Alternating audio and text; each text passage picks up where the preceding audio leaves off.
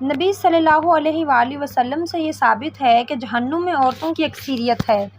عمران بن حسین بیان کرتے ہیں کہ نبی صلی اللہ علیہ وآلہ وسلم نے فرمایا، میں نے جنت میں جھانکا تو اس میں اکثر لوگ فقراء تھے، اور میں نے جہنم میں جھانکا تو اس میں اکثر عورتیں تھیں۔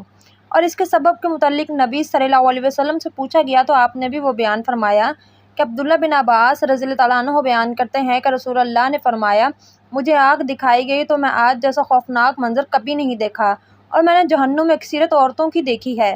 تو صحابہ کہنے لگے، اے اللہ کے رسول، وہ کیوں؟ تو نبی نے فرمایا، اپنے کفر کی وجہ سے تو آپ سے یہ کہا گیا وہ اللہ تعالیٰ کے ساتھ کفر کرتی ہیں۔ تو نبی صلی اللہ علیہ وسلم نے فرمایا، خاوند اور احسان کی ناشکری کرتی ہیں۔ اگر آپ ان میں سے کسی کے ساتھ زندگی بھر احسان کرتے رہو تو پھر وہ آپ سے کوئی چیز دیکھ لیں تو یہ کہتی ہیں کہ میں نے ساری زندگی تم سے کوئی خیر ہی دیکھی۔ ابو سعید خدری رضی اللہ تعالیٰ عنہ بیان کرتے ہیں کہ نبی صلی اللہ علیہ وآلہ وسلم عید الاضحیٰ عید الفطر کے لیے عیدگاہ کی طرف نکلے تو عورتوں کے پاس گزرے تو فرمانے لگے، اے عورتوں کی جماعت، صدقہ و خیرات کیا کرو، بے شک مجھے دکھایا گیا ہے کہ تمہاری جہنم میں اکثریت ہے۔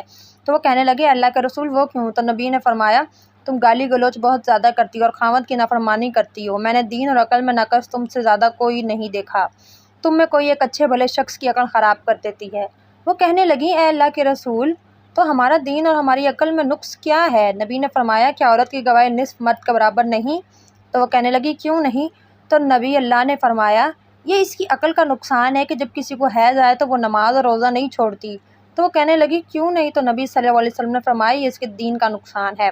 جابر بن عبداللہ رضی اللہ تعالیٰ عنہ بیان کرتے ہیں کہ میں نبی صلی اللہ علیہ وسلم کے ساتھ عید کی نماز میں حاضر تھا تو آپ نے خطبے سے قبل بغیر اذان اور اقامت کے نماز پڑھائی۔ پھر نماز کے بعد بلال رضی اللہ تعالیٰ عنہ پر ٹیک لگا کر کھڑے ہوئے اور اللہ تعالیٰ کا تقویٰ اختیار کرنے کا حکم دیا اور اس کی اطاعت کرنے پر ابھارا اور لوگوں کو وعظ و نصیحت کی۔ پھر عورتوں کے پاس آئے، انہیں وعظ و نصیحت کی اور کہنے لگے، اے عورتوں، صدقہ و خیرات کیا کرو کیونکہ تمہاری اکثریت جہنم کا ایندھن ہے۔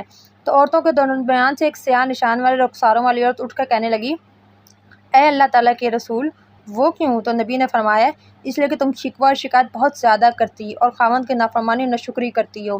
جابر رضی اللہ تعالیٰ عنہ بیان کرتے ہیں کہ اپنے زیورات میں سے صدقے کے لیے اپنی انگوٹھیاں اور بالیاں بلال رضی اللہ عنہ کے کپڑے میں ڈالنے لگے۔